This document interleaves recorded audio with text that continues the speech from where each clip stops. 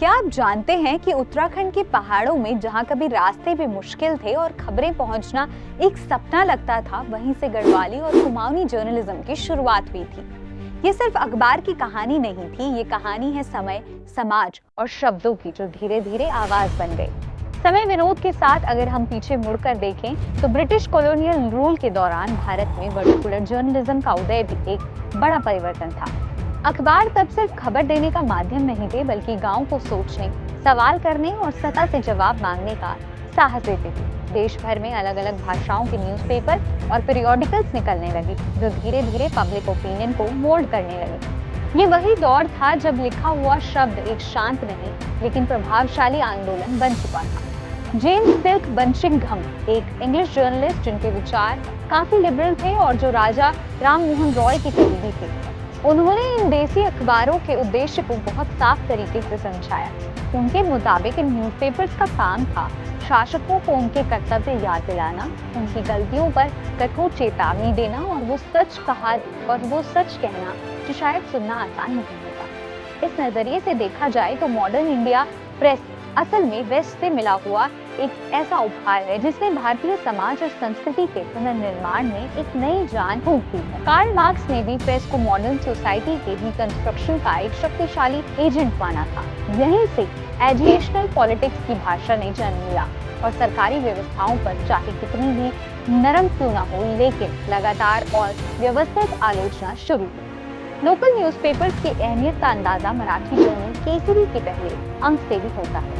जनवरी 1881 में पुणे से बीके चिपळूणकर द्वारा प्रकाशित हुआ। इसमें लिखा गया था कि देश के अलग अलग हिस्सों से अखबारों में आने वाली लगातार लिखाई रात के समय जलने वाली स्ट्रीट लाइट्स और पुलिस पेट्रोल जैसी ही होती है। जब तक सरकार के कामकाज को लोगों के सामने लाया जाता रहे, तब तक उसकी ईमानदारी बनी रही। साथ ही पुरानी परंपराओं में से कौन सी छोड़नी चाहिए और कौन सी अपनानी चाहिए जैसे मुद्दों पर चर्चा ने इस समाज को इतना लाभ हो सकता है, इसका भी जिक्र किया गया। हिंदी जर्नलिज्म की अगर बात करें तो भले ही पहला हिंदी अखबार उदान मर्तान 1826 में कैलकाटा से निकला हो, लेकिन वास्तविक रूप में हिंदी पत्रकारिता की शुरुआत 1867 के बाद बनी। और यहीं से एक बहुत दिलचस्प बात सामने आती है जिसका साफ असर मैदानों तक सीमित नहीं रहा। सिर्फ एक साल के अंदर ही इसकी गूंज पहाड़ों तक पहुंच गई। ये वही पहाड़ थे जो आज उत्तराखंड के नाम से जाने जाते हैं। आज का उत्तराखंड जो एक नया राज्य माना जाता है, उस समय दो अलग अलग प्रशासनिक इकाइयों में बटा हुआ था। एक तरफ टिहरी गढ़वाल का प्रिंसली स्टेट था और दूसरी तरफ कुमाऊं डिवीजन, जिसमें कुमाऊं के साथ साथ गढ़वाल का ईस्टर्न हिस्सा भी शामिल था, जो ब्रिटिश गढ़वाल कहा जाता। पूरे प्रदेश का एडमिनिस्ट्रेटिव केंद्र नैनीताल हुआ करता था, जहाँ से पहाड़ों के लिए सूचना, नियम और सरकारी संदेश निकलते थे। अब यहाँ एक सवाल उठता है, क्या आप जानते हैं कि उत्तराखंड का पहला गढ़वाली और कुमाऊनी अखबार कैसे और किस माहौल में जन्मा?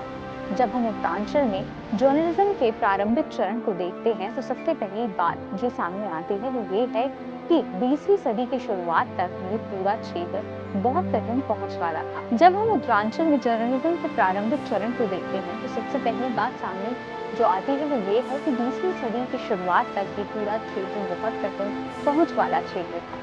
सड़कें लगभग ना के बराबर थी, चलना ही मुख्य जरिया था और एक जगह से दूसरी जगह पहुंचने में कई दिन लग जाते थे। फिर भी इन सब मुश्किलों के बीच शब्दों ने अपना रास्ता बना लिया। गढ़वाली और कुमाऊनी भाषाओं में लिखने का मतलब सिर्फ अपनी बोली में बात कहना नहीं था, बल्कि उन लोगों तक पहुंचाना था जो हिंदी या अंग्रेजी के अखबार नहीं पढ़ सकते। ये अखबार पहाड़ों के लिए उनकी अपनी आवाज थी। उन्हें दर्द, उनकी समस्याओं और उनकी सोच कागज पर उतारने का एक साधारण तरीका। धीरे धीरे ये पत्रकारिता समाज सुधार, परंपराओं पर चर्चा और सरकारी व्यवस्थाओं पर नजर रखने का माध्यम बन गई। इस तरह से देखा जाए तो उत्तराखंड में जर्नलिज्म की शुरुआत सिर्फ एक प्रोफेशन की शुरुआत नहीं थी, बल्कि ये चेतना का जन्म था। मुश्किल भूगोल, सीमित साधन और कठिन जीवन के बावजूद यहाँ के लोगों ने ये समझ लिया था कि लिखा हुआ शब्द कितनी बड़ी ताकत हो सकता है। अखबारों ने पहाड़ों के लोगों को जोड़ना शुरू किया, उन्हें देश के बड़े विचारों से जोड़ा और उन्हें अपनी पहचान पर गर्व कराना सिखाया। आज जब हम डिजिटल युग में खड़े हैं, जहां खबर एक क्लिक में पहुंच जाती है, तो पीछे मुड़कर देखना जरूरी हो जाता है। ये समझना जरूरी हो जाता है कि कभी इसी पहाड़ी जमीन पर, इसी ठंडी हवा में किसी ने पहला गढ़वाली या कुमाऊनी अखबार हाथ में लिया होगा। शायद मिट्टी से लगे हाथ, शायद मुश्किल जिंदगी के बीच, लेकिन आंखों में एक उम्मीद के साथ।